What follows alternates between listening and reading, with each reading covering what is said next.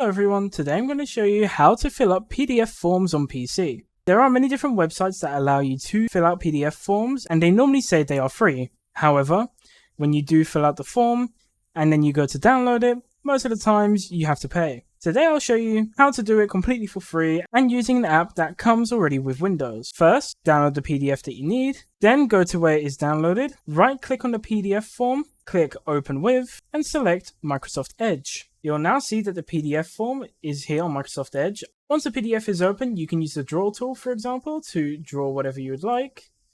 Or if you would like a simple computerized text, click on the little text box icon up here, and you can start typing whatever you need to here. And that's it. And then you can click save. And it'll save the PDF like that, so next time you open it, you'll see it's now down here. And that's it. If you have any questions, feel free to ask them in the comments below.